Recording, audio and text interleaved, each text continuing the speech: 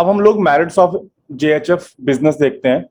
सबसे पहला जो इसका बेनिफिट है वो क्विक डिसीजन मेकिंग है, क्योंकि इसमें कर्ता ही एक सोल अल्टीमेट डिसीजन मेकर होता है।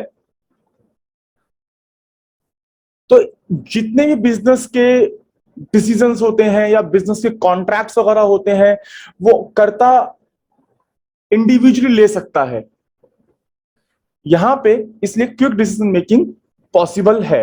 उसको किसी से कंसल्ट करने की जरूरत नहीं है, अल्टीमेट डिसीजन इसी का है। तो कर्ता के पास अल्टीमेट पावर होती है, power of making all the decisions.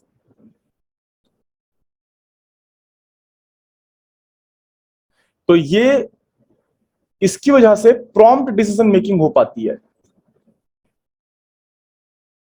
Prompt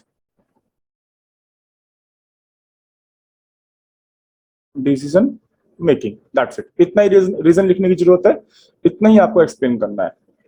second, continuity. जैसे हमने सोल प्रोप्राइटरशिप में पढ़ा था कि अगर जो ऑनर ऑफ द बिजनेस अगर उसको कुछ हो जाता है तो वो बिजनेस भी बंद हो जाता है। बट यहां पे जेएचएफ बिजनेस में ऐसा नहीं है, कंटिन्यूटी होती है बिजनेस के अंदर। अगर कर्ता को कुछ होता है, सपोज जो करंट कर्ता है उसकी अगर डेथ हो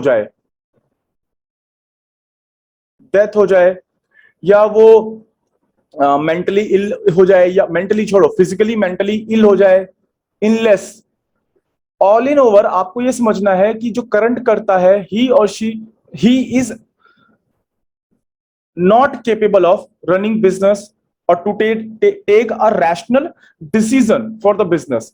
तो क्या, तो जो नेक्स्ट एल्डेस्ट पर्सन होगा या मेल मेंबर होगा वो अब कर्ता बन जाएगा। तो हम यहां पे कह रहे हैं कि next eldest member of the family becomes कर्ता।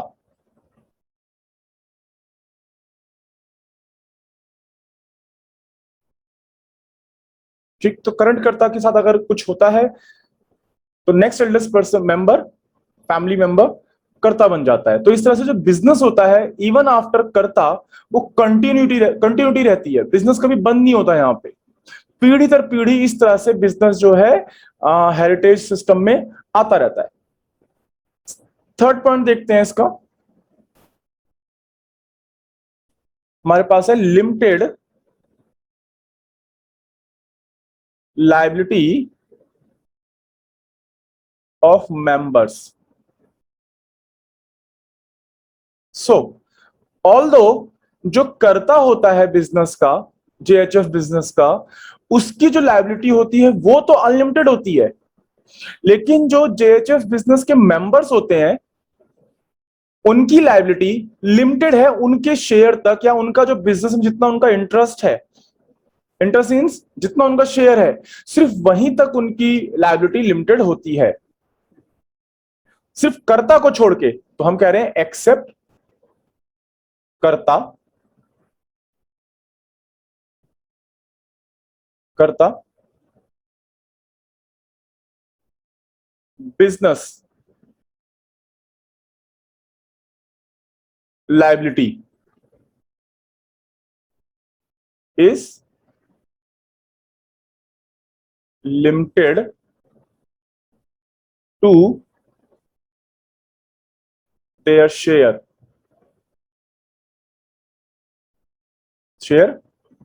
in the business। तो हमने क्या बोला, एक्सेप्ट करता, कर्ता को छोड़कर अगर कोई और मेंबर है, अदर मेंबर्स बिजनेस लायबिलिटी।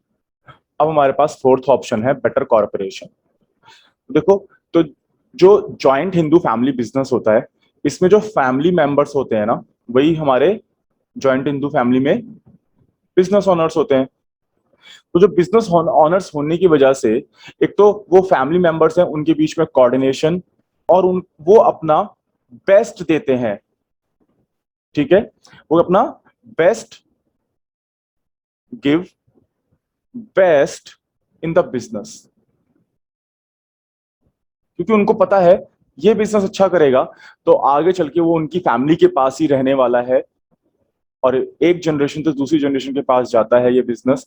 तो वो अपना यहाँ पे बेस्ट देते हैं for the growth of business organisation.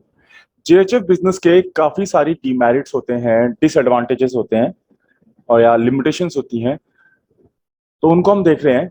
सबसे पहला हमारे पास है लिमिटेड रिसोर्सेस। देखो, जैसे हमने प्रीवियसली पढ़ा, जो बिजनेस का जो मेन फीचर है वो एंसेस्ट्रल प्रॉपर्टी है। क्या होती है? Ancestral property.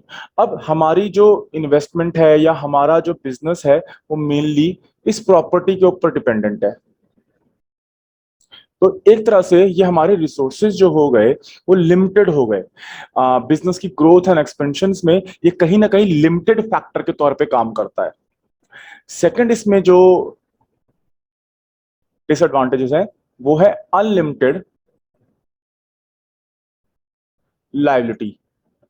जैसे ऊपर हमने पढ़ा था मेरिट्स में कि जो इसके मेंबर होते हैं, जीएचएफ बिजनेस के मेंबर्स होते हैं, उनकी जो लायबिलिटी होती है, उनकी इन्वेस्टमेंट या उनके इंटरेस्ट की या उनकी ऑनरशिप की जितनी ही उनकी लायबिलिटी लिमिटेड होती है उसी पॉइंट तक। बट जो कर्ता होता है, कर्ता की जो लायबिलिटी है वो अनलिमिटेड है,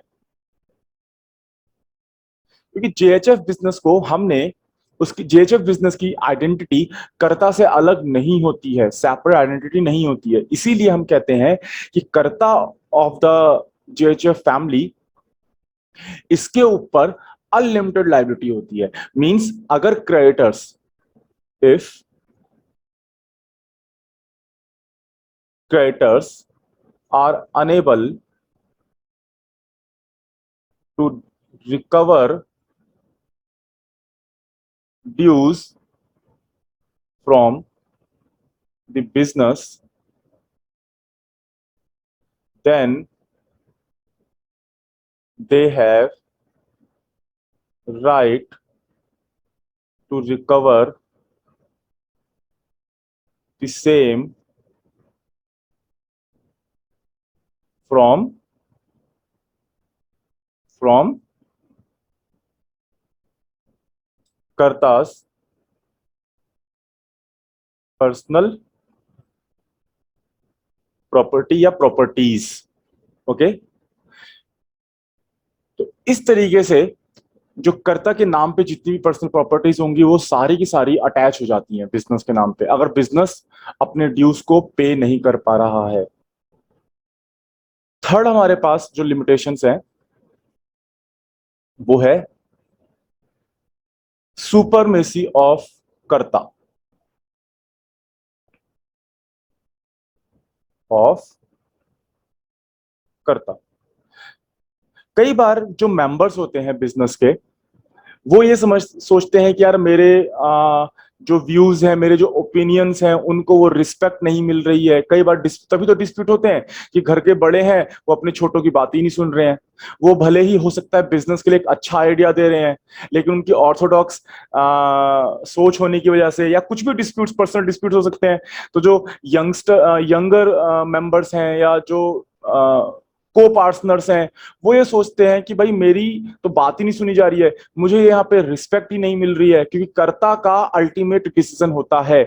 और कई बार कर्ता अपनी मर्जी से डिसीजन ले सकता है और यहाँ पे कोई इसको रोक भी नहीं सकता, कोई चैलेंज नहीं कर सकता। तो ये एक बड़ी लिमिटेशन है यहाँ पे कि the karta takes all the decision of the business, this may lead to conflict among family members. तो आप ये समझ सकते हैं। ओके, तो आप लिख लो, अगर आपको शॉर्ट में लिखना है, इसकी नोट मेकिंग देखनी है, तो karta is the absolute decision maker. तो this may lead to conflicts. conflicts among family members.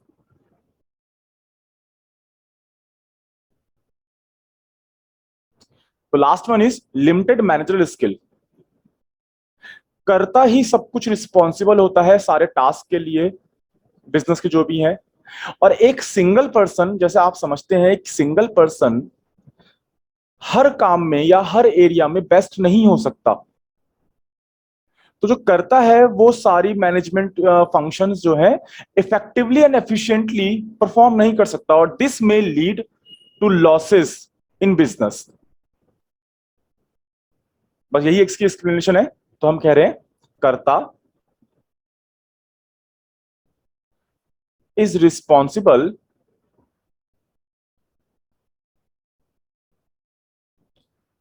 For all the task, but a single person cannot be best in all areas.